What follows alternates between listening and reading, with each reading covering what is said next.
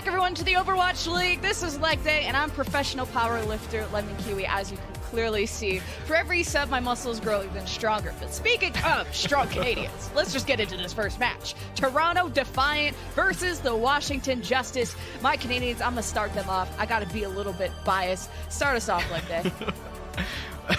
I've got to be a little bit biased and I'll talk about them like that. Well, you are a Canadian, so you do have your taste for the Toronto Defiant. But if we think about the history of Toronto as a franchise, they've always been kind of pockmarked with some great talents, but never really been able to translate that talent into proper results. And it's been a fairly mediocre couple of years for Toronto as a franchise. But I think that this roster in particular might be the one that can actually take them all the way to a title, to some playoffs, and to some higher end finishes. Because when I look at this, Lemon, I'm thinking all about that one import of Twilight. We are in an Ana meta. And when you're looking for the best Anas, well, Twilight's certainly in contention for the best Ana in the world.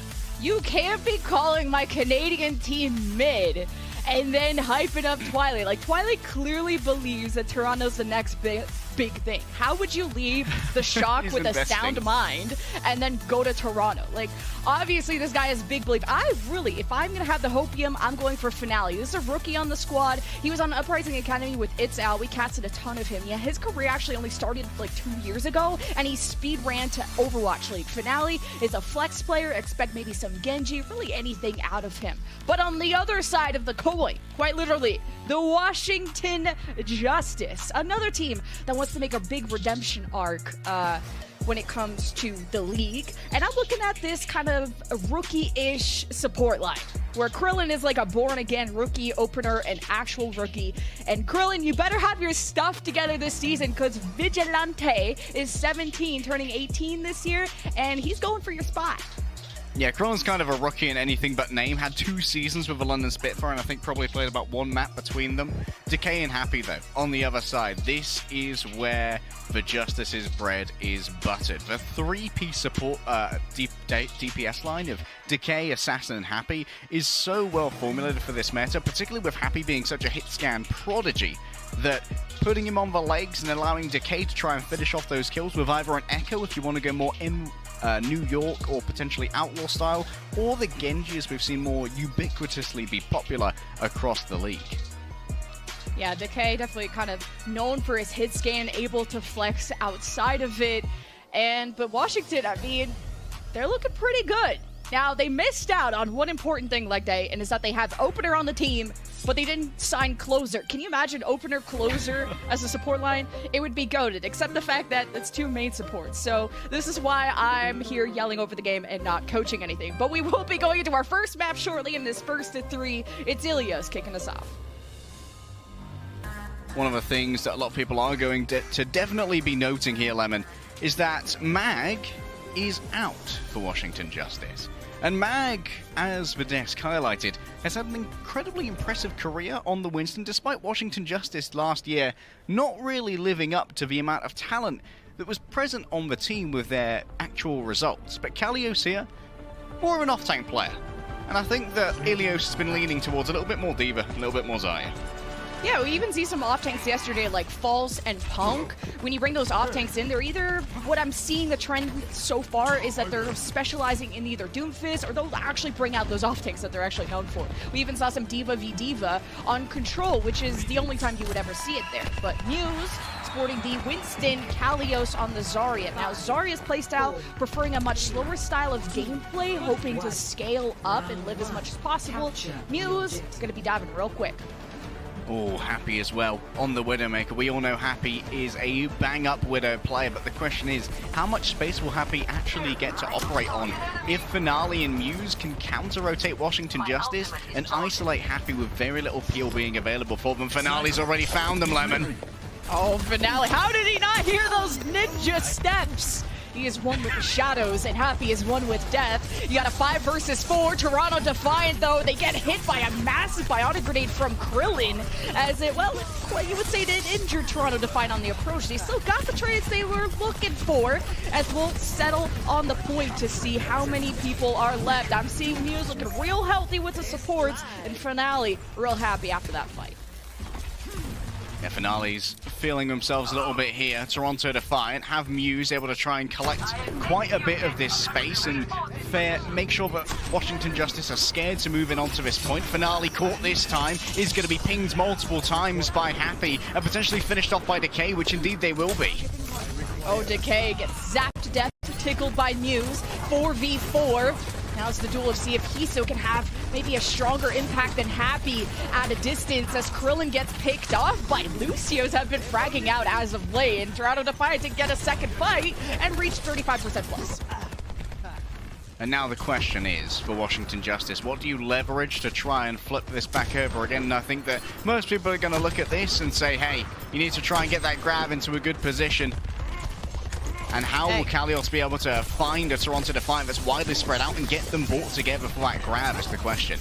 Well, Leg Day says don't have a bad grab forehead. We'll see if Kalios learned that lesson. But, you know, when you die, turns out your energy gets restarted, so Kalios might want to wait a second. Happy snipes off Twilight. Has the infrasight up. Finale couldn't get the finish. Now, how dedicated, how greedy is it for that kill? Now, he might have a health pack. Go back towards the point, especially with Twilight missing. Grab is thrown 40 energy. Zaps away the DPS of the Toronto Defiant as they reach 72% plus. Washington Justice with their first fight win will get the flip. Okay, I wondered how Kalios was going to make sure that a spread out team was going to end up being caught by the Graviton Surge, and that was the perfect way to do it, Lemon. Happy with the opener here as well on Twilight, made sure there was no one to heal them through the huge amount of damage, and Finale and Hisu were broken down. However, now it's going to be a duel of 2 nanos as the more rookie power of Krillin is going up against the god tier Ana in this exchange of ultimates. Protect Twilight, man. He's out running in the middle of the map trying to get LOS on you, and he has to also hide from Happy, but hide from this blade. Decay with the Dragon Blade, Sound Barrier, and the Nano Boost. All the eggs. Actually, I don't even think he got the nano. Either way, all the eggs in the basket. It's actually Finale on the other side that got nanoed. And are we bending the knee? What is this, Game of Thrones? Washington Justice now have their supports bionic grenaded, and they're finished off by Toronto Defiant as they hope to step on the point and flip it again. Weird decisions there from Decay to wake up the Nano Hisu. And getting slept in the process as well only made it seem more strange, Lemon. Kalios is going to fall, and so once again, the point shall flip. It's going to be Toronto Defiant here, now looking to win one more fight to finish off this match, or at least this stage of Ilios. Finale has a blade, good to go. How could it be countered? The answer's not really very well. Kalios is going to have to save their bubbles here, and I want to see Muse make a more aggressive dive to force these out before the blade is used. And I like the positioning from Toronto Defiant, just to stay hidden from Happy. And there is the blade from Finale up into the back, spots the bubbles being used, and slices and dices the 3-kill! The ultimate finale! As Toronto Defiant approached to 99% in overtime. Washington Justice buying time, but it's only a skater boy, and we said see you later, boy. Overtime goes away, and Toronto take round 1. A very strong opener for the Toronto Defiant season right here. Finale, I think, living up to the DPS duel against both Happy and Decay, 2 very well-established DPS over the course of multiple years in the league.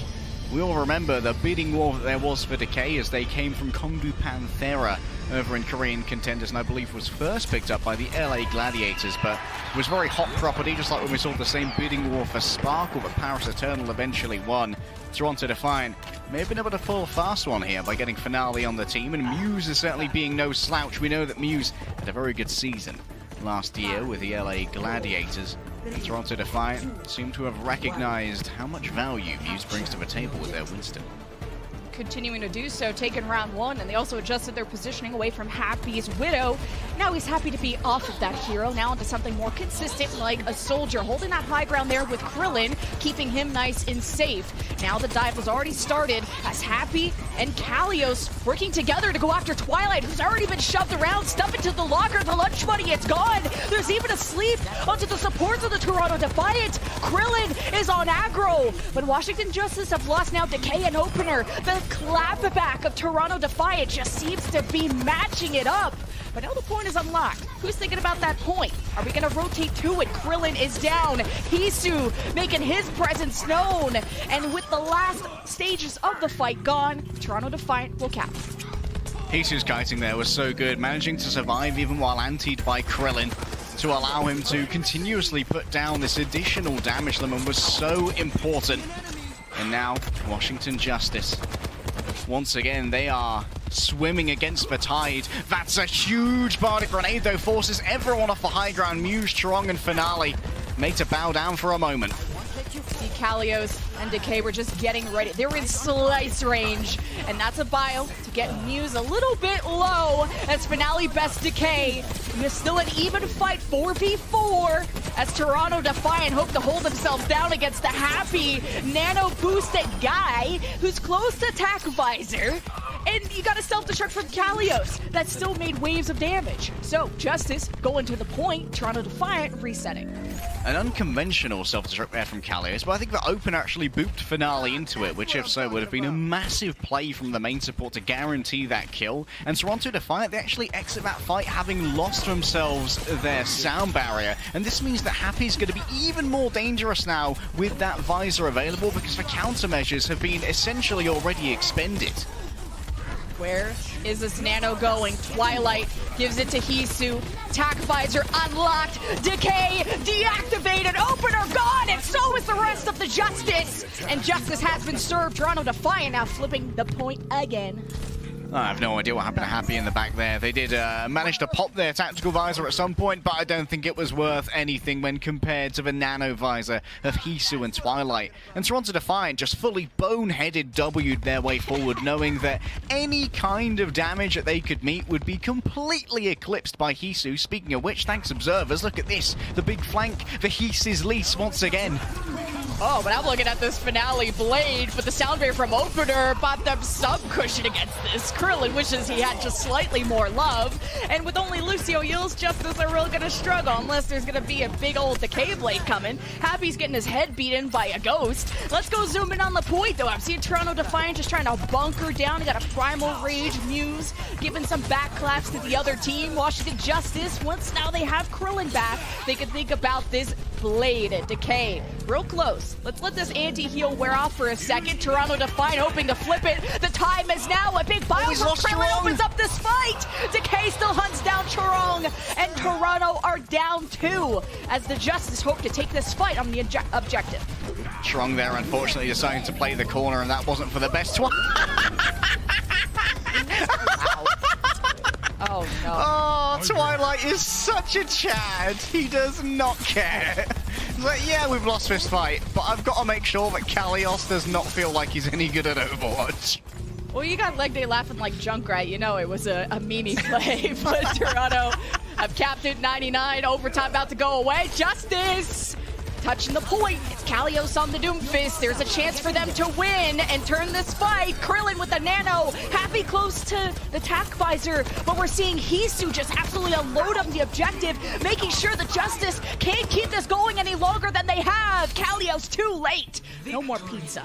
Toronto Defiant, back 1. And this is such a start for Toronto Defiant up against the Washington Justice. The rebuild, even though we're only one map in, Lemon, seems to be working out just fine for Toronto. They are paying dividends from the investment into Muse, into Twilight, building around Hisu, who last year showed some real signs of promise, and allowing Hisu to be enabled by that constant flow of nano boosts and speed that allow for so much more damage to be proffered by the fledgling hit scan. Speed, the name of the game for Toronto. They don't stop. We're just kidding. We will stop only for a few minutes because we're going to throw it to a break. We'll be back for game 2.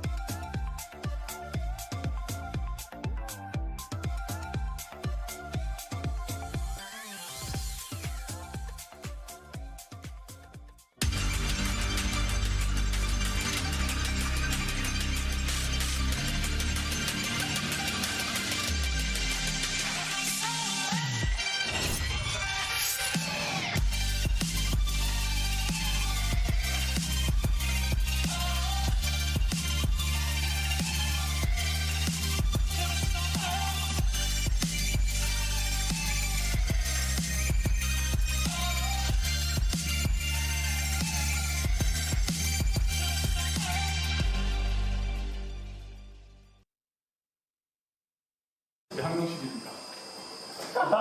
토너먼트 4개 우승한다. 그랜드 파이널 그리고 MVP. MVP 너무 싼다. 야미. 오오오오. 되게 좋아. Happy birthday to you. Happy birthday. Happy birthday to you. Happy belated birthday finale! That was so cute, except the fact you didn't invite us, but I'm sure the journey was long. It's okay, we forgive you. But we have some substitutions, so let's talk about that. Yeah, we have brought Maggie in Lemon. So I was talking to Finale after his 19th birthday in flawless career, of course, as you can tell. And Finale told me that all he wants for his birthday is dubs. And unfortunately, the Grinch has come along and decided that there are going to be no more happy birthdays because Mag is moving in for Midtown. And this is a map where we've seen a huge amount of successful Winston play as well, thanks to the Houston Outlaws last night. There's some very successful Doomfist play as well. And I think that Mag is going to be one of those players that is very adept on the dive tanks, but Muse is no slouch here. And Mag versus Muse is the main tank duel that I've been looking forward to all week. At least we're starting to get to know the style of the Justice, you know, having Kalios in for those off-tanks. Zarya and D.Va is what we saw in Control, which seems to be unique to only that game type. Now, we go to somewhere completely different. Somewhere mid is Midtown. That's our next map. New in Overwatch 2. It's been really fun. Some teams maybe not finding it so fun as a couple have been full health, still trying to figure out how to crack through that bridge choke point. That has been quite tough. But the Justice will be starting on attack, so we'll see what they have cooked up in a second now that Mag's on the squad. You know what, Lemon? I don't think I've ever heard the Midtown intro music and not had a little dance in my chair or in front of our current backdrops. It's a banger. Good job, Blizzard. Solid music. As we head out here, it is. Checking my bank right now, baby. Washington Justice are going to be the first to attack here. Toronto Defiant going to be setting up on the defense. Of course, they're going to be sticking to the Winston. Why not? It worked so well last time, Lemon. And Finale and Hisu seem to be in a position where they won't really feel the need to sub in, although for a while, to be honest. Hisu's looking pretty hot on the Soldier, and Finale is a pleasant surprise when it comes to the efficacy of their Genji. Happy being on the Ashe, though, might be a little bit of a prank, but it's not without its merits on this map, where you can try and find yourself an easy high ground, which is difficult for any of the diving defense to get into without exposing themselves to being surrounded and picked. Wow, look at our and there it is. The Observers being all useful. I just wanted to see Chorong hit some cool moves on the Metro. He was skating away, but Justice, they've left the doors. They have the dive. Now, do you want to go through Metro? Probably not so chill because of the low ceilings and all. Winston needs a lot of room to deal with, so they're going to go under. Now, it's about identifying a target. Maybe that kind of spray damage that Happy is exchanging there with Hisu. Once you get a target low enough, that'll be the moment to engage, or even a biotic grenade from Krillin or Twilight. The speed being activated there from Opener. Justice start their approach, getting closer to the point, but Chorong and View that they got biotic grenaded from Krillin on their dive, and they immediately fall. They do trade it with Krillin, but this attack looking a little weak without that Krillin healing. This overside position from Decay, though, might actually be a big play in the post-plant attack. Hisu for now, poking for a moment. Remember, these points seem to cap pretty slowly, and everyone's going to move on back to where Krillin is ready to deliver the heals. And knowing that they're at a numbers disadvantage, Washington, they simply get their tick, get out, and get ready to go again. And remember last time, Muse being at this advanced position was what was exploited by Washington, so I want to see Muse be a little bit more judicious with how they use their shield this time. Yeah, I like the immediate disengage. Once Krillin was gone, they got a tick. Get in and get out. Krillin's dead again. You know the drill, Justice. We go back, we go again. 60% though. They got to make sure they protect Krillin. I don't know if that's got to be Happy's job or Opener got to boot more. I don't know. I mean, one of the things that's really tough for an Ana right now is that there's no real mitigation from the Winston damage. Like, the only thing you can do is ask for your Lucio to boop them away, but the Lucio kind of becomes a dive here in their own right, joining the Genji and the Winston in their little dives. The Nano's ready, it's given over to the Soldier. Nano Visor towards the back, Lemon, and Chorong and Twilight are both down. Chora, you're not supposed to high-five the guy with Tac Visor and Nano. What's this guy? He did that in slow motion and everything. Justice, a big opener. As they go onto the point, they'll get the second tick in a few more seconds, but they gotta deal with the monkey in the back. Muse is still alive. Krillin is dead again. And now you're starting to be worried about, are Justice gonna need to invest ultimates to keep this fight going without Krillin? Second tick given over Mag at half health right here. Decision needs to be made as to whether you invest the usage of a Primal Rage. Mag somehow didn't get the sound barrier from Opener. Only 3 players have been afflicted with that overshield, but I'm afraid that no one from Toronto Defiant can touch the point. And so it is going to be the Choo-Choo Fire Truck that gets released here, Lemon, as Finale is going to be chased out of this zone with no chance of reflecting the Winston damage. Yeah, I remember trucks going choo-choo. That was definitely in the history books. Oh, yeah. Cows go moo, dogs go woof, trucks go choo-choo. And Krillin just, what's the death sound? Because that's what Krillin makes.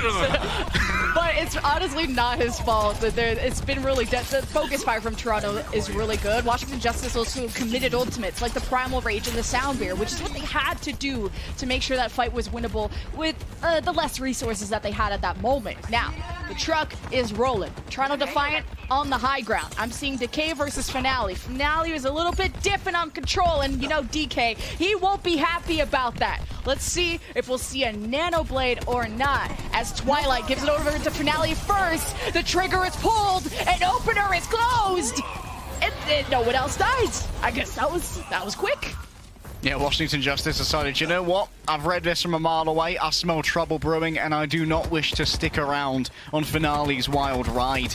And Hisu now is not going to have a nano to try and make this tactical visor a little bit more dangerous. What we do have is the combination of the sound barrier with it, which will mean that Decay is going to have a lot of trouble carving through that barrier and staying in the midst of a brawl against a tactical visor, which is auto-aiming on that slashing Genji. So I want to see Hisu use this a little bit reactively. Krillin's ready with his Nano Blade, but kind of want to get set up on that top left side just to make it in dashable range. As Finale keeps Decay in check, but you chose the wrong alleyway, buddy. Decay gets nanoed, decides to not whip out the blade, trying to be patient with it, thinks the fight is winnable, and what a sleep from Krillin to make sure Muse cannot have too much fun with the Primal Rage as he decides to use it to disengage and preserve his own life. Washington have high ground control, and the card is sailing away. Dude, Charong's such a decision-making Chad as well. Was not worried about the Nano Genji without the blade, so didn't pop all of that sound barrier. And that means that it's now going to be available for either of the DPS ults that Washington Justice have available, the first of which is used now and countered. Oh, Happy just escaping through this. Hisu still finds opener, is just spraying and praying at this point as Toronto Defiant just prioritizing the high ground and prioritizing just more and more ults as Decay thought that was turnable.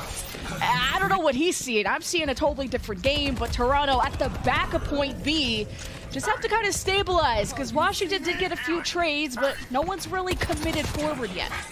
Decay and Mag popping their ults together as well there is a little bit poo lemon. Like, the Primal Rage knocks people away from Decay's blade, so it wasn't a great combination of ults and repair. Bad comms maybe from Washington Justice, or simply desperation as we're down to less than a minute now for Washington Justice to try and finish this. And opener's dead again!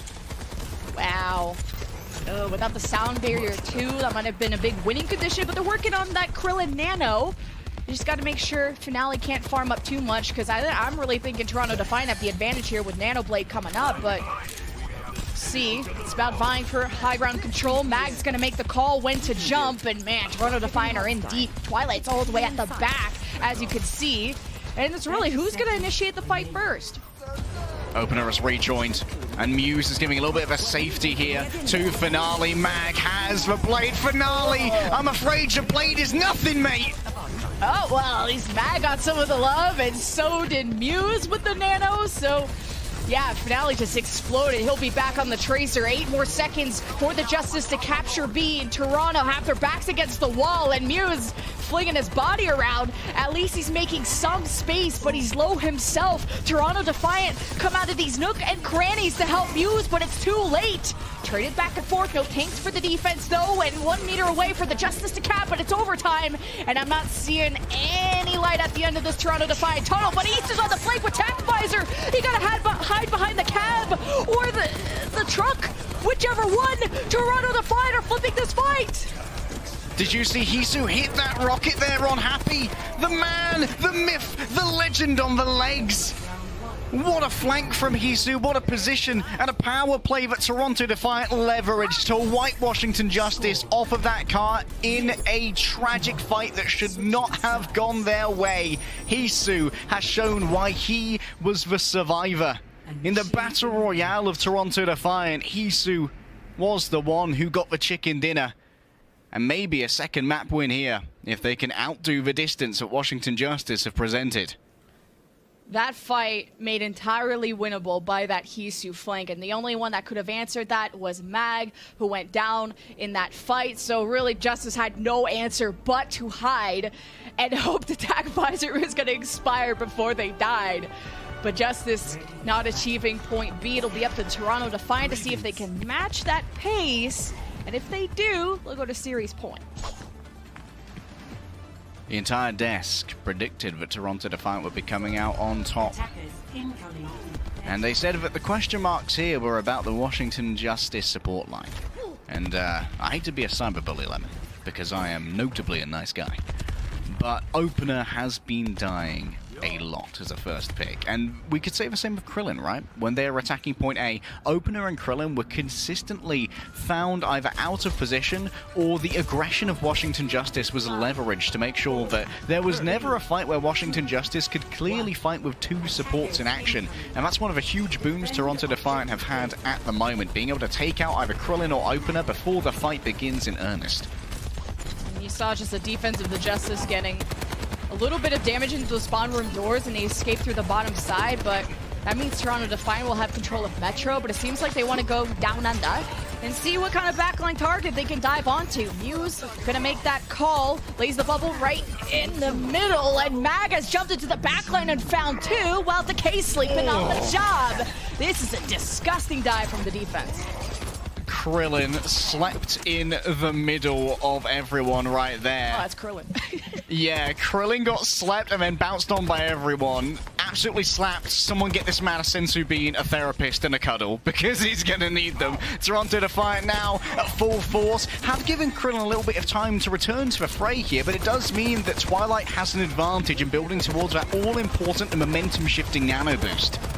Muse diving to the top, drops with the bubble, escapes back up, staying in line of sight of his healer Twilight, as Hisu takes an off angle. As all the attention is on his tank, Hisu can lay onto the damage on the respawns of the Justice that are still trying to come back, but the bubble blocks the line of sight of this Krillin, forcing him to go forward. As the Toronto Defiant are lacking a tank, but have not given up hope, as Twilight has to make a call very soon if he wants to invest the nano, and it's just not worth it, even with Finale absolutely shredding right now. I guess you don't even need the nano. Finale killed 3 that fight. Don't need a nano, don't need a tank. Finale says, look at me, Lemon. Look at me. I'm the Winston now. And Nano Blade's almost good to go as well. Opener. There's a very narrow window here for Toronto Defiant where they could have Finale with the Nano and no Blade, dive in and get the Blade off the damage from the initial dash, and then maybe catch Opener before they can build those critical last few percentage points. But that window is about to close, Lemon. Oh, Houston wants to chase after Happy, who was showing his presence on the right side as Justice hoped to escape to that high ground. Bio from Twilight misses. Mag is on the high ground. Oh, Mag also hasn't. Oh, I thought he got nanoed, but nope. He's just shiny and pretty with the Primal Rage. Tossing Twilight into enemy fire. And Happy responds with the Tackvisor. What great combos coming from the Justice, but now they've also invested the sound barrier, and all the kills are coming through, so it's obviously worth it. Toronto Defiant heading for the hills. I think that Toronto Defiant may have actually created a bad precedent for their entire push here, Lemon. That was a 3 ultimate push, including the Nano Blade and the sound barrier. And this means that Hisu's going to have very little behind this tactical visor except for his positioning. So we're expecting a very cheeky flank here from Hisu, I believe, or maybe just a little bit of extra pressure. Oh, for realsies this time with the Nano. It is given to the man's Decay. Alpha move on to Toronto Defiant, who reset again. Finale, he doesn't go down without a fight, though. He'll steal away Happy. And Justice are still chilling. They've won consecutive fights now at this show. And playing around this police cruiser right here, the physical cover for Mag is paying some dividends at the moment. You can see that Krillin, utilizing the high ground, is going to be a very tempting dive for both Muse and Finale, but maybe it could be actually orchestrated as a bait lemon. Oh, he will be baited there, though. Oh my god, and the right click on the Decay. Now you got a 5 versus 4. Mew is going to engage, and he can be aggro. He has the Primal Rage. Mag must know this. Muse still hoping to overtake this high ground, has now warded away the defense. Now the cart starts sailing towards point B. Remember, the box of victory is right at the point B checkpoint, and Toronto have 2.5 minutes. That's plenty of time. One more fight might be all they need, but one more is all that Toronto Defiant have in the bank. The Primal Rage good to go. Muse falls low, 2 HP, can't finish. What a sleep from Krillin. Secures the kill on the wayward scientist. And now Toronto Defiant are likely to be sent scurrying, Lemon, as Krillin proves themselves to be an alpha Ana, if only this once. Oh, so many dashable targets. It's so juicy, but DK had it all. Oh, damn, you looking dashable tonight. Oh, dashing. But Washington Justice, hey, have at least stabilized. They're back on the high ground. There's a chance for them to drain this clock if they maintain this position and cycle their ultimates well. I'm seeing a Nano Visor or even a Sound Barrier if they need it from the defense and the offense. They'll start with Primal Rage. Muse is already tearing it up, going after Happy. They know he has Tac Visor, but just can't seem to finish him off. And now Muse is sleeping. The counter dive ensues with Mag, who jumps onto Finale while he was low. And Mag, he's not even done here. He's coming after the kids and wife. And he got so many ultimates, 4 of them if you're the Justice. And it might be time to start investing now that Happy is down. And Opener makes that call. Sound Barrier engaged. Decay is anti-healed. And they're going towards the Defiant spot. Justice are bloodthirsty. And this is all the knock-on effect from that first fight that Toronto flubbed, with Twilight throwing out what was almost a martyrdom Nano. As they died, the Nano was given over to Finale, and they used both their support ults to try and focus on the Nano Blade. But already the damage was too far done. And now it's Washington Justice, who were able to match every single engagement with the resources needed to back Toronto Defiant off. Less than a minute remaining. Hisu and Finale need to create magic with these ultimates that they've generated, Lemon. Oh, did I say 2.5 minutes was a lot of time? I was kidding. Another one of Lemon's classic lies. I know, I'm such a liar, but Finale's dead, and the Justice are farming, and they still have 3 ults. The defense have 3 ults for the final fight. 30 seconds left. Toronto, what you got? And I love that Krillin's kind of like embracing the dive Anna at the moment. Krillin's going in deep when they need to. And I think it's somewhat outpacing Twilight in that Twilight rarely sees Krillin manage to actually close the distance because they're worried about keeping Muse upright. And Twilight's not going to have access to this Nano. It's going to be raw DPS ultimates. A fat nade. Finale's down. No blade for you. Out comes the Visor. Oh, Finale first blood in 2 fights in a row as Happy lets it rip, and Hisu's trying to take down Mag. And we enter overtime. Toronto Defiant have to keep this rolling, but they can't. They're getting sliced down as soon as they approach. And it's too late. The Justice with the better defense will tie the series 1-1. When Mag comes in, we were promised a Winston battle to end all Winston battles, and that was what was delivered between Washington Justice and Toronto Defiant. While they may have been stalled at the end of second, it appears that high ground is so damn strong when you've got a scientist with a mission, Lemon. And Opener actually ended up with our play of the game, which is really cool because, honestly, this is one of the few players that I knew the least about coming into this season, but I think that Krillin and Opener prove in this map that they aren't an outclassed support line. I do think that the dives from Mag and friends were so clean, as you said, the positioning diff and just consecutive fights at that choke. Looking really good with the new substitution, and our series is tied 1-1. After this break, we'll see who gets ahead.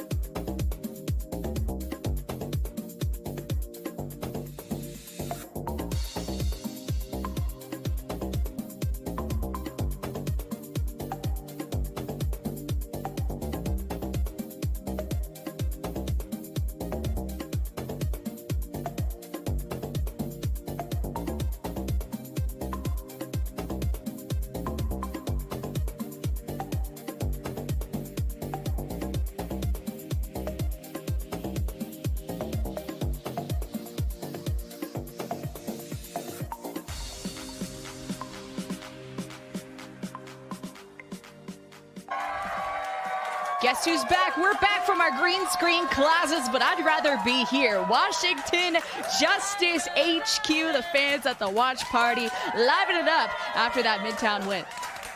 Yeah, we got some information during the break, Lemon, but today is apparently the official Washington Justice Day in Washington, D.C., which is pretty damn cool. So thanks, Mayor Bowser, for working with Washington Justice on that. And if we could have our princess back, that'd also be pretty great. However, we're going to be moving over to our third map, Lemon. It's going to be Escort. And Circuit Royale thus far, as one of our new maps, has had a pretty defining meta across a bunch of teams. And it starts with Widowmaker and it ends with Sigma. This is one of a few maps where we have seen Sigma at his most prevalent, but also these Widowmakers are going to be a fairly legendary duel between the two H's, the Hisu and the Happy, both of whom have had some considerable experience on sniping heroes. For Hisu, statistically, they've been a little bit more impressive amongst the pack on the Hangzhou, but Happy, whew, this guy's a legend when it comes to the Widowmaker. So Hisu is going to have to bring their A-game to Circuit Royale. The gamers will game. By the way, it's so cool that their mayor is called Bowser. Yeah. I mean, and also no pressure, by the way, that today is National Washington Justice Day. Do not lose. Do not lose your Day. first match on your special day, because now everyone's going to remember this special day as an L. But not seeming to be the case after that Midtown win. Now you're going to a Widow map with Happy in the lineup.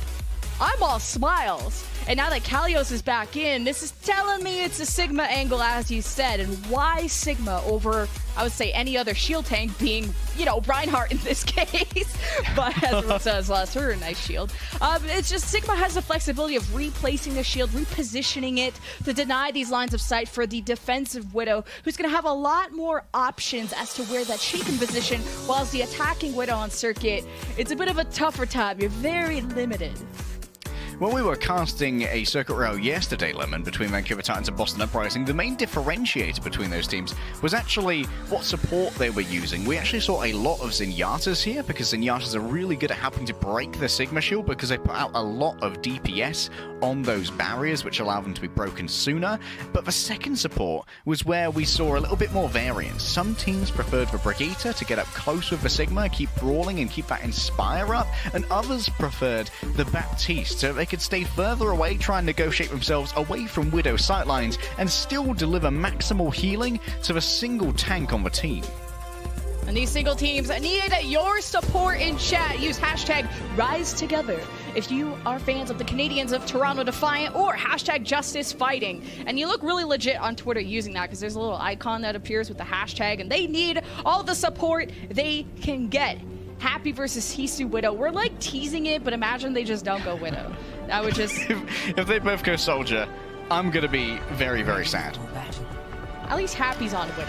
We'll see what the attack does, because they like to mess about, as the British say. I mean, defensively, it probably makes more sense to play the Widowmaker than it does offensively, because offensively, you're usually going to be at a disadvantage to the defensive Widowmaker, because you're moving into their zone of influence. And that's what Widowmaker really does as a hero. Sometimes it's not about hitting the headshots, Lemon. It's about the danger that is inherently gathered when you enter the zone of influence, which radiates out from her to such a large range that these long lanes are very good stomping grounds for those Widows. Oh, we've got another piano. I didn't know we got a second one. Is he a musician? No, he's just goated on the Soldier. But also a cute little counter to Widows, or, yeah, is a Brigitte, although Hisu is not on the Widow, as you pointed out. He'll be able to skirt, but Finale did a backflip right into the pool on that one. Happy with a big pick. And look how with that single 5 versus 4, Justice, you've been playing a bit aggressive, and Kalios making that call. If you're happy and you know it, snipe some weaves. Hopper catches a rock. And while Hopper is going to be building up to a little bit of energy here at the moment, it's somewhat lackluster. Only 18. And remember, the second they go around this corner, a lot of damage is going to be taken from Happy. It's a big old head on that Zarya, and Happy's sure to be hitting it. Yeah, if Decay is going to be playing on that right side, Kalios has to be on the exact same chapter, page, and book. Because if Kalios misses that shield and Decay dies, that is no bueno. What did I say? Okay, now Decay and Kalios are dead. So Toronto Defiant get at least some space. No bueno, confirmed. Finale discorded here. Gonna have to run away. Krillin decides, you know what? There's no escape. I'm gonna cover Happy by just running in and being as much of a menace as I can be. Hopper pushes his luck. Goodbye to your energy. Goodbye to your front line. And hello to Happy the Chad. Honestly, it's just ignore Hotba challenge, but you also want to either run her over or ignore her. You don't want to charge her up, but it's very hard. I stunned your Genji, please respond. Oh no, I would never respond to that, but Toronto Defiant are on that high ground bridge, and you see Kalios kind of wants to bully them. He has grab flux, I don't blame him, and there's not going to be a response from Torong. He's quite far from the sound barrier, as Kalios will be ready to initiate this fight. Happy has Infrasight, he has also headshots, he's kind of goated. Now Justice, do you want to use ults, or do we just kind of want to let this one go? Toronto Defiant have already escaped. Literally goaded with the sauce, goaded with the Happy Meal. Washington Justice are also newly sponsored by McDonald's, so that works out even better. Oh, and... oh, no one can. It's a cool little sponsorship. And Happy, certainly going to be earning his McNuggets today. After shot, Hopper is in danger, and there's the Nana wants a finale. Finale says he wants his happy birthday nuggies, and really has killed one. It's better than 0, and especially that Krillin doesn't have Trank. So he'll be gone as Finale claims more scalps. Toronto Defiant are about to cat B. It's a few meters away. Kalios is somehow behind the attack. And, well, just dying on the cart forehead. I think Kalios managed to get dashed past there by Finale when they made the nano dive into the back line. To be fair, the Finale kind of redeemed what has been a lackluster point A with multiple tests of Happy's aim. And if we've all learned one thing over the last 4 seasons of Overwatch League, it's that if you test Happy's aim, you're gonna lose. More time added to that Toronto Defiant clock as we're adding more and more ultimates, 4 of them, as Finale got in a little too deep, and the solo grab onto Decay, you trade those. Now the overhealth started from the rally of Opener, the defense reinvigorated as they go to the right side, and Opener, well, he's opening some faces. He's fragging out, and the Justice, they stabilize. Oh yes, what Brigitte has lost in CC, she has gained in damage at Opener 4K. The era of the main support is now. Move over, Happy. The new boy's got to get himself some glory. And Toronto Defiant here. They finally have a blade, but you have to try and negotiate your way past Krillin's Transcendence here. So what I think would be most useful for Toronto Defiant is to first break Kalios' shield and then use the blade so that the Sigma can't block the incoming Bardic grenade that would nullify that ultimate. Well, if you keep bullying Kalios, he's going to get grab flux, and I could see him just chatting it up, just solo grab flux Finale. That's tricky to land, though, because Finale might dash out of it. Kalios gonna try it. Not seeing anyone going to Saturn yet, but I'm seeing Finale with a big old sword. He's going after Happy, but the Transcendence of Krillin comes in time to save the defense of the Justice as the Defiant are sent back. I think a little bit of a miscom there from Toronto Defiant. Finale and Twilight were well out of sync. Twilight was in no position to hit a Bardic grenade, so without a nano, there was no way Finale was going to get any kills through that Transcendence. And guess what? Oh, sometimes the heat is least and sometimes the goose is cooked. And this time, Happy is going to be dining well on some goose cuisine. And now has the infrasight. That is a huge advantage over the enemy Widowmaker to be able to see through those walls. Approaching the area, it's going to be hanging back for Toronto Defiant. There's only a minute and a half remains, Lemon, and 90 seconds ain't many when you got to move through the Happy zone. And Finale just taking his time. He used recall. He knew Infrasight was up and just did not want to try crossing in front of Happy. Honestly, I would not even look both ways crossing that. I would just straight up not go. I'd get hit by a car because Happy's just that good at Widow. And they continue to hold his defense mid-consecutive fights. A minute 10 for Toronto. Now all they have is a nano. And all this time, Decay's still been holding on to that blade. Decay just hasn't felt the need to use it thus far. Remember to count those bubbles. Hopper's already used one on themselves. Happy might find themselves an angle here as they take a look. Sees Twilight! What in the world was that? Someone call E-Sick! There's no way Happy hits those! All those! Oh my god!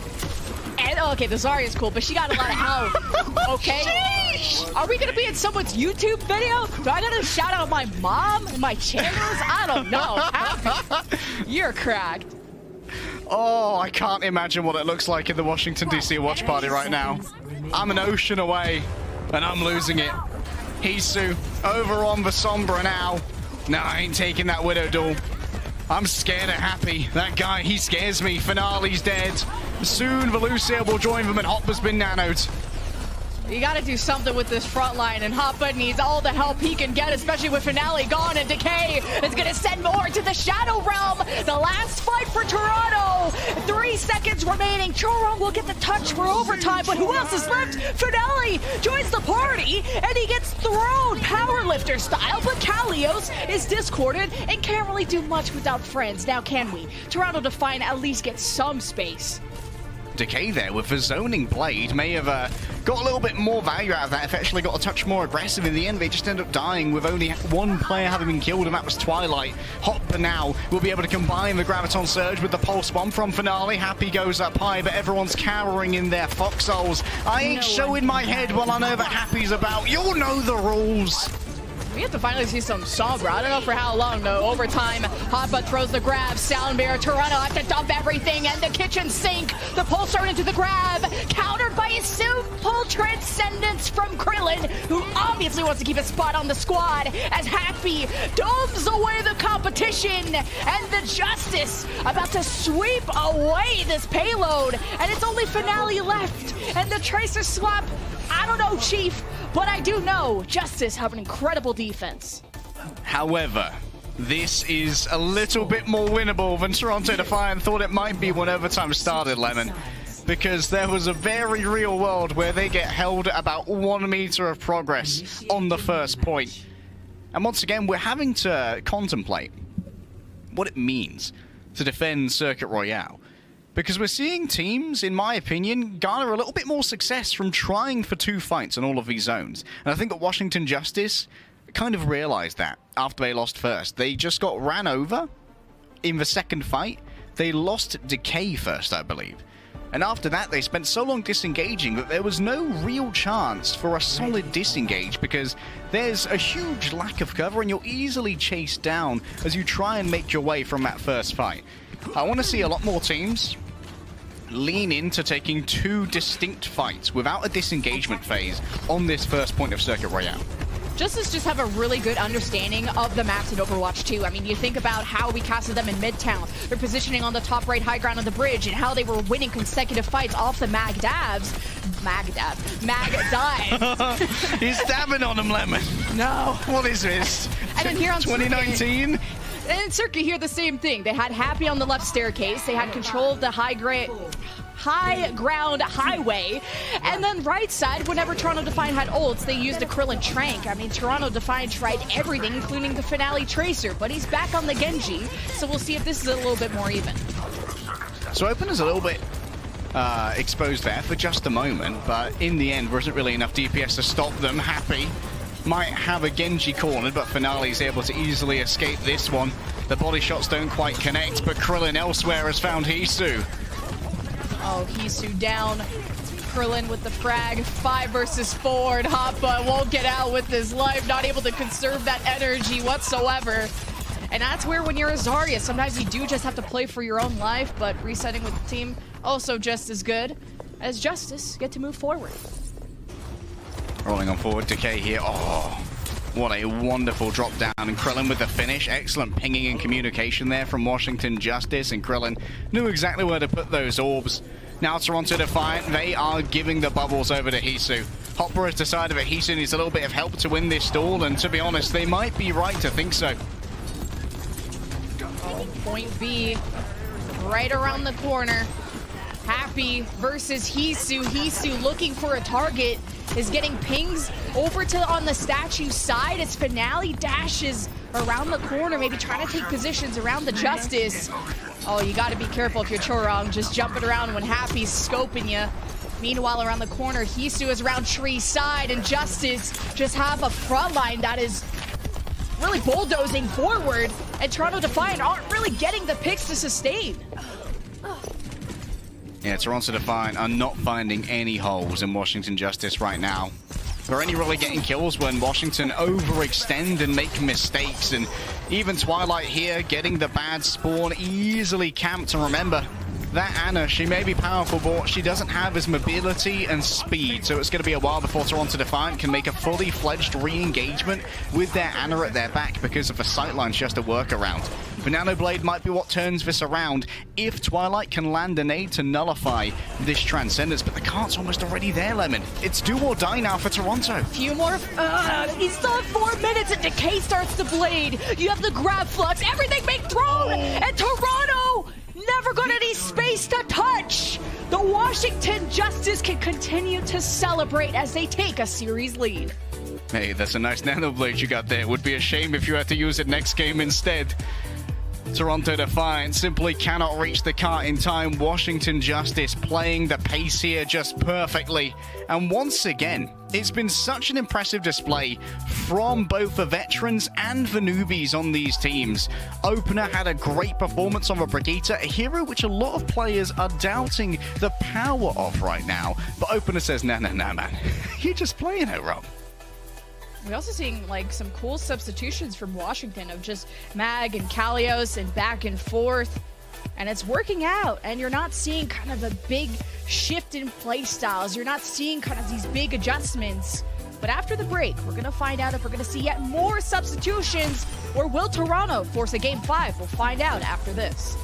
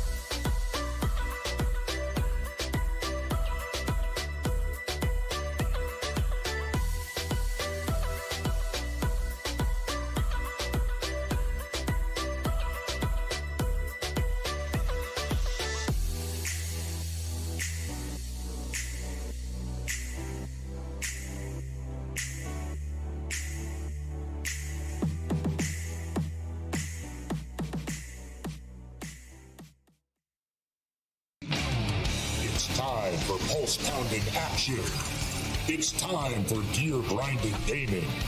It's time for Overwatch League Season 5. Come on down to youtube.com/Overwatch League for all of the brand spanking new Overwatch 2 action. And this time, it's a whole new way to play. 5 season, 5v5, only $5. Just kidding, it's free. You'll see Sojourn, Tank Doomfist, Bastion with a hat. Hey kids, do try this at home. And now, for a limited time only, you can get in on the Overwatch 2 PvP beta action yourself with beta codes, beta codes, beta codes. This season, on opening weekend and select matches, we're giving away 1,500 beta codes to the Overwatch 2 PvP beta per hour. Make sure your YouTube account is connected to your Battle.net account and glue your eyeballs to your screens so you don't miss out on all of the hard-hitting action. 5th season, Bastion with a hat, beta codes. Tune in to the Overwatch League for your chance to get access to the Overwatch 2 PvP beta. Beta codes are on offer, but when it comes to the alpha hit scan, we all know who that was. Happy comes out of Circuit Royale Lemon with 41% critical accuracy on the defense. That is simply a Widow diff. Yeah. Especially when he's barely played the Widow on the other side. True. I mean, we also saw, Finale try to rock the Tracer. Toronto did everything to counter it. Some Soldier for a little bit of consistent damage, less pressure of hitting those headshots. Finale on the Tracer just really wasn't enough. Happy really just built differently. As Toronto Defiant might want to be celebrating a different birthday soon. This is not looking too good because Justice are on series point. Yeah, Washington Justice, they are currently celebrating Washington Justice Day in Washington, D.C. itself. We can see that both of our main tanks has been subbed back in. The Winston versus Winston battle is likely to continue, Lemon. But looking back, I think that there could have been one more thing that Toronto could have done to try and counter Happy. And that's go Sigma, which they never did. I was going to say sign their own Happy, but...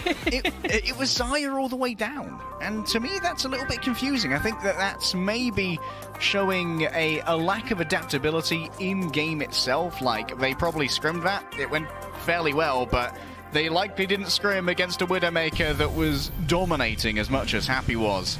Next up, Lemon, we're going to your home. Me? My home? Oh... I wish. Toronto, it was nice while it lasted. Yep, we're going to Queen Street. Bring that hometown advantage for Toronto Defiant because they need it. It's series point for the Justice and the first match for both these teams. Now, when it comes to push, for those who haven't caught some of the previous days of Overwatch League, it gets kind of hectic, kind of chaotic, just like a control. There's just always fighting. There's always racing back from the spawn. And how this works, robotic ally at the middle pushes barricade towards enemy spawn. You win through maximum distance achieved, or, the longest distance achieved, or if you fully capture it. So we've seen anything from dive to brawl to every, especially on this map, there are so many flank angles. And we have both our main tanks back in the picture. That robotic ally, of course, TS1 or Timothy Smythe the First, if you ask me. And both the main tanks have returned. This is a great area for Doomfist, and I'm very excited to see Mag, who some might consider the better Winston of Muse and Mag, to be playing the Doomfist here. And we've seen from both Outlaws and from Atlanta that Doomfist is by no means a less than premier tank. The damage he puts out is supreme. Yeah, Mag can work on these off angles and all the flanks that this map provides quite well. Now Muse is a big old monkey, so he wants to dive on a lot of targets, especially that back line. He tries to go after that Soldier there, and Happy near statue gets pooped away from opener. And that's an issue, a challenge that Muse is going to have to deal with, along with getting anti-healed by Krillin, as the first kill goes in favor of Toronto Defiant, as they're already starting to push that barricade. Mag anti-ed as well does mean that he's going to have to back off and maybe survive if Krillin can pump the heals into them. But Washington Justice, they've ceded away the ground, and Toronto Defiant have used that to get TS1 pushing that barricade ever faster. Lovely boot there from opener keeps Muse at bay, but they can't contain Finale for now, as Muse and the rest will back off, knowing that Washington Justice are back up to full strength here. I like the positioning of Happy, especially just being near his supports if he does get dove on. The boops will continue to happen. He can go uncontested there, as a lot of cart push is happening for Toronto to get hit by a pretty big bionic grenade there from Krillin, and Decay punishes, swipes through Finale. But you have a nano available from Twilight. All that damage that they took is paying off. What is this? Not really a moment you want to use it when you keep getting staggered out. Decay might be able to intercept Twilight here. A big sleep could change everything, but I think that Twilight might be able to get away with their life here. The self-heal and Charong picking them up will make sure that Toronto will be able to hold on to that Ana for a second longer, which is imperatively important, Lemon, because the Nano Boost is good to go and likely to be attributed onto Muse to maybe try and bully out Krillin here. Oh my god, Finale! Finale's disgusting. And also, Decay climbed up the window and found the rest of the Toronto Defiant ready to jump on him. So trades are happening as Happy took an off angle and sniped away at Twilight. So Toronto Defiant would love to just take even more space. Remember, the robot moves the same speed no matter if you have 1 or 5 people on it. So that's where Toronto can just get more aggressive. But without Twilight, you just want to make sure that he's okay. I think poor Krillin there might have been caught lacking. Finale absolutely top-sided them, and now Hisu's got themselves an off angle to work with this tactical visor. And while TS1 may be turned around, you can see that Toronto Defiant over the last couple of fights have not been prioritizing the objective because they already have the lead. Oh, this dive from Muse is so juicy, but you have Happy on the flank, and really, there's no dealing with that except running away. Toronto Defiant thought they had to jump on the Krillin, but it's the flank supremacy from the Justice that completely baffled them. But you still have a lead for Toronto. Justice have to make up a lot of ground. Happy's doing a lot of psychological damage right now to Hisu with these nothing personnel kid moments. I was the better hit scan on Circuit Royale, and I'm the better hit scan here as well, says Happy. And now the Nano Blade coming out of Washington Justice has to be answered by Charong's sound barrier. But if that could be forced out first by a Meteor Strike, it might be curtains for Toronto's defense. Come on, my little churro, this has to be big. The sound barrier to save your team against this blade. But, okay, we're seeing Mag, Meteor Strike, after Muse, who got slept and is starting to back away. A lead now forming for the Justice as Mag hopes to knock out Muse. Lights out, but it's the blade from Finale to assist. Blade got anti-healed by Krillin, and the nano delivered by Krillin at the last second helps Decay and the gang get forward and further with the cart. And this is one of the ways that the Doomfist really fits into this composition, Lemon, as a substitute for a Winston. The amount of control that you can exert on a Genji with the slow from a Seismic Slam and the knockback stun of the punch means that Finale's spacing was completely decimated by Mag. And now that Washington Justice have their forward spawns, they simply back off for a moment, get their forces back together, and realize that, hey, it's okay if we let TS1 shift a little bit. We're just going to fight them in the streets where we're at our best and where Happy has the longest sight line alongside Krillin to play from safety. Mag thought he was safe. Starting to back up and peel for that upcoming Finale dive. Gets that kill. Both Genjis traded out. The lead for the Justice when it comes to meters. That statue control being vied for by both teams. Muse dropping the bubble and also dropping himself. Twilight misses the sleep, but it's Happy that's going to be a real threat up here if he's allowed to live with that tag visor. That was an ambitious look for a boot there from Charong. Let's call it a reset, Lemon. And Washington Justice are back in control of Timothy. Move those robotic legs and move forth that barricade. Heading into the final stage of potential defense here. And Finale is swapped back over to the Trace here. Remember, the damage slightly nerfed, for his one clips are much harder now with only 200 damage per clip. But that's just fine. Krillin had no idea. Oh my god, when the Observer swapped as Krillin just gets decimated and Happy's trying to return the favor. Doesn't seem to be the case. You got Attack Visor and the sound barrier invested from the Justice, and they get nada, nothing. 65 meters is something, and that's still a dub if that remains to be the case in 2 minutes and 20 seconds. I think Finale went unpinged that entire time. I don't know if I even knew if Finale swapped on the side of Washington Justice. The forward spawn has been deactivated, and Finale is going to be looked for a little bit more astutely this time. Krillin can't afford to be one-clicked again, but so it may well be, Lemon. Oh yeah, Muse gonna assist with that already. Twilight delivers the nano. I think that's to Muse. I ain't seeing no one else glow like a Christmas tree, and Justice fall 1 by 1 as Toronto. I think if they could pull out this fight win, we might be able to close the gap of the score, but they got a lot of people left. It's only Muse and Finale on the bot. Yeah, and Happy's made their way back here as well. Can fight on top of this. What? What a trade. Happy there gets stuck, but still takes out Finale. And now TS1 has been stopped just short of giving Toronto Defiant that tempting parity in the objective progress. And now Washington Justice are back in control of the big boy robot, and there's only a minute remaining in this push game. Muse his anti-heal, but he has the primal, and oh no, he did not just sleep. He's down as Mag wants to take advantage of this moment to maybe dive onto the high ground. We see Hisu and Finale have already ran away. Mag missed his opportunity, but Mag goes in for round 2. He's got the nano, lights it up, misses Churung, but there's 4 other people there. You might want to go and punch out. He has the meter strike. He could be aggro too. He's just tossing up Twilight, but gets traded out. On the card, we have all 4 members of the Toronto Defiant hoping to make up 20 meters. Mag there, unfortunately, couldn't really get any value out of the nano, and so Churong didn't feel the need to use their sound barrier. Mag's going to be here to touch this payload, or touch TS1 rather, stop him from moving the barricade forward. That's going to get confusing over the next couple of years. Decay looking for a place to put this blade. Churong can answer it out fully, looking for the slash and dash. Oh, Decay is just going to get pounded though. Muse finding that opportunity well, now dives to the right. So, Finale taking a dip. I mean, that's a frozen lake. That is not a dive you want to be taking. But Toronto Defiant getting some card push. Now, there's only a few seconds remaining. Overtime will activate, and that means Toronto Defiant cannot leave the bot, or they will lose, because Justice have a lead. And we got a blade from Decay, and we got a visor from Happy, and Hisu's the one who unleashes first, as Mag repositions with the Meteor Strike. Toronto trying to bunker down. The Meteor Strike lands near the front, as Muse dives past. Ultimates exhausted from both teams, but one that's remaining is Decay, as he just will completely dono walls Muse, tries to go to the back line. Toronto Defiant barely holding on. Finale spots out Krillin, hopes to take him out, but the sound barrier buys Krillin a second life as Mag is getting pummeled at the front, and Toronto can continue to lead this bot.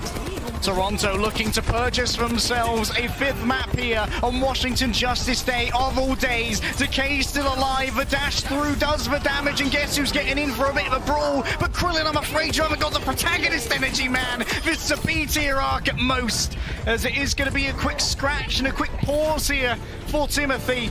But forward goes the barricade, and Mag has arrived for one final battle. 2 meters for Toronto to send us into a game 5, or if Justice wore them away, it's done and it's over! But when will it be the case? Finale hunting down Happy, no supports for the Defiant. Krillin safe in the back, but barely. Decay backing him up, and now we just have to finish what we started. And Happy, Washington Justice Day, it's a 3-1 victory. On their first match on what was in their city, the day of the team, Washington Justice have proven that this roster might be a little bit stronger than the last one. And while Toronto Defiant put up an admirable fight in so many circumstances, Lemon, they couldn't quite win out against the Justice.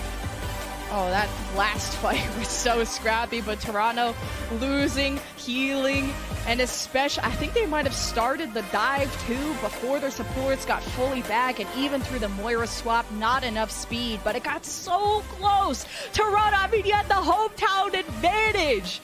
So incredibly close. I thought that was going game 5 for sure.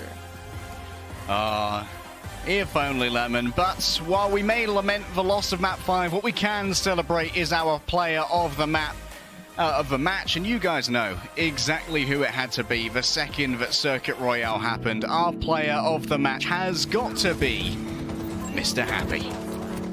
A happy meal, as you said before. I mean, not only was his impact felt on Circuit with the, what do you have, like 40% crit shot chance? The stats were incredible. 11-2 is what he ended, and Toronto did everything from Tracer swap, Soldier swap, even a Widow mirror. You couldn't touch Happy on circuit, and that's going to make his team incredibly scary on that map in particular, but really just his consistency on the Soldier throughout really helped his team.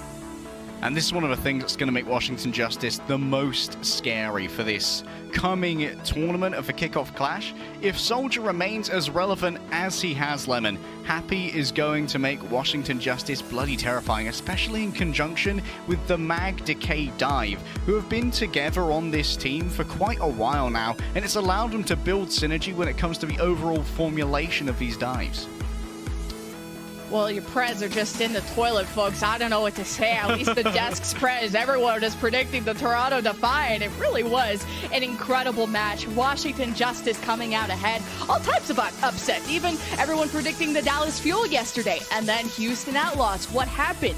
A little sweepy motion. But this next match won't be a sweep whatsoever. We have the Atlanta Reign versus the New York Excelsior being featured in their second match, and I can't wait. Leg Day and I will be sticking around, and we'll see you after this break. The Overwatch League is brought to you by Upper Deck, the official trading card of the Overwatch League. And by TeamSpeak, the official voice supplier of the Overwatch League.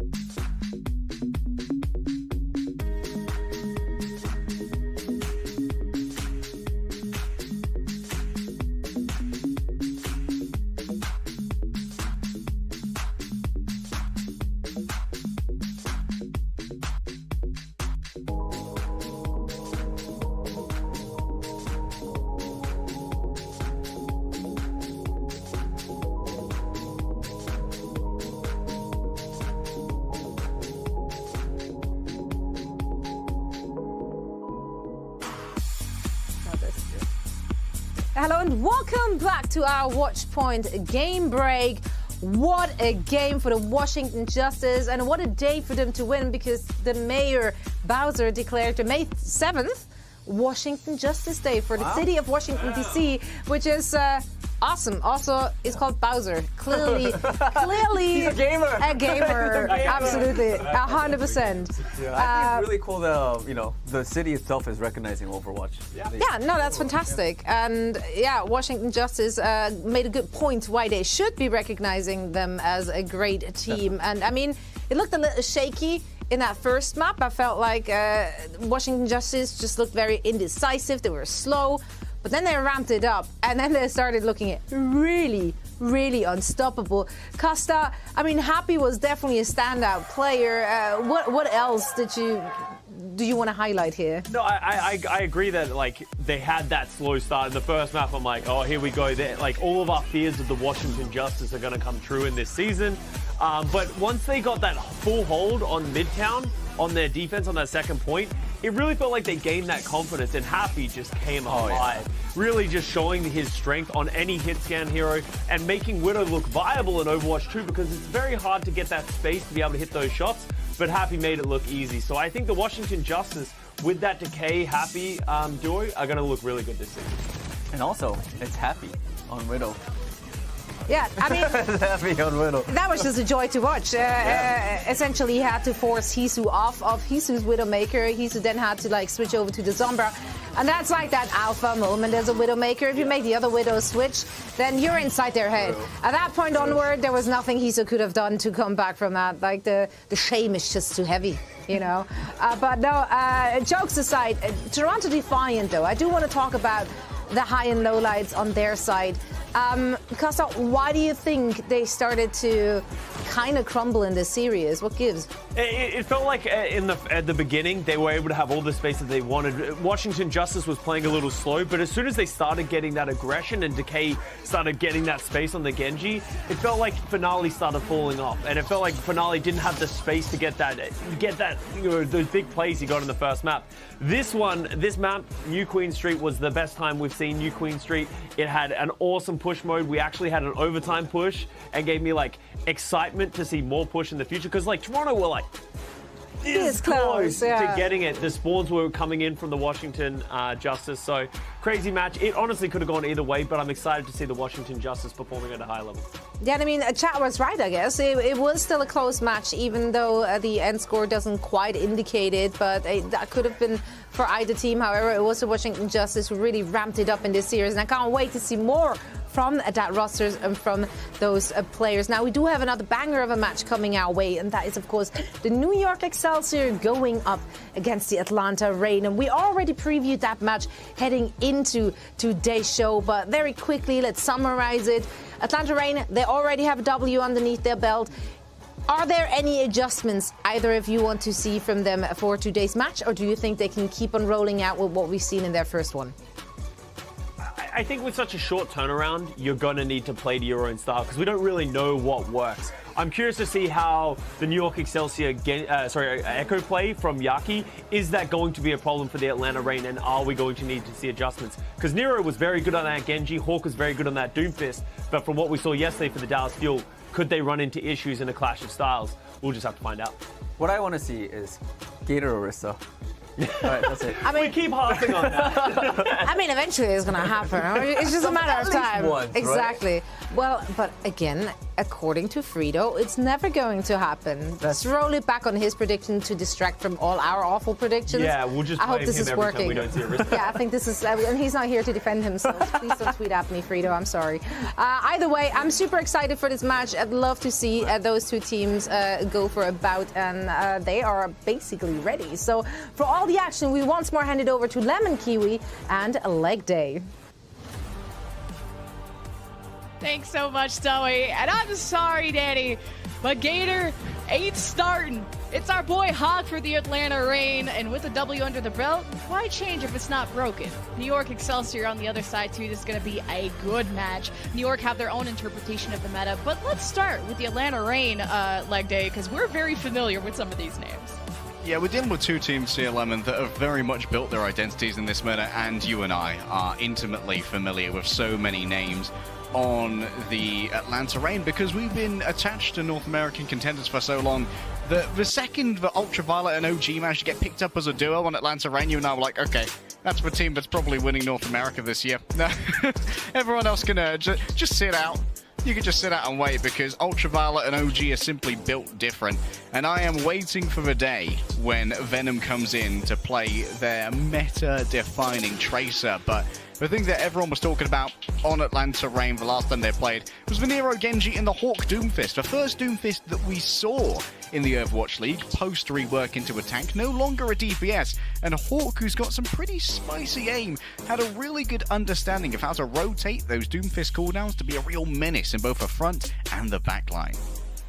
Yeah, Hawker was looking like one of the strongest Doomfists. We're seeing a lot more off-tanks pick up that specialist role. I wonder if we're going to see Gator today. I think it was all Hawk all day in their last match where they beat Florida 3-1. But let's take a look at their opponents, the New York Excelsior. Starting with a capital L, but of course it was against the Gladiators, where a lot of people were predicting Gladiators to be a top 3 team, to say the least. And on the New York side of things, now they come with a veteran support line of Gangnam Jin and Myungbong, coming from Florida and Boston last season. And I would really wonder if that experience in the league is going to help them face off against the new blood, the fresh blood of OG and Ultraviolet. Yeah, a lot of people having these question marks about the double flex support lineups, I think, was somewhat put to bed by the incredible performance we saw from Lastro on the Houston Outlaws yesterday. Ostensibly, Outlaws have a double flex support lineup, but they have adapted to this meta incredibly well. And Myungbong and Gangnam Jin, while Gangnam Jin is a very good Ana, they are opting into allowing Gangnam Jin's aggressiveness to be channeled into the Lucio. For me, though, the elephant in the room, or the echo in the room, is Yaki. We saw quite a bit of echo from Yaki, and needless to say, it didn't inspire confidence. But then, once again, Houston Outlaws are like the big brother of New York Excelsior. Like, what did you say about my little brother team? I love you know, the echo's pretty good, thank you. And double flex support is also pretty poggers, thanks. And we saw Pelican absolutely decimate a team that most people put as #1 in North America with Pelican's Echo, but it's also worth noting that Pelican, being Rookie of the Year last year, is noted for having an incredible Echo, and can Yaki keep pace with that kind of efficacy?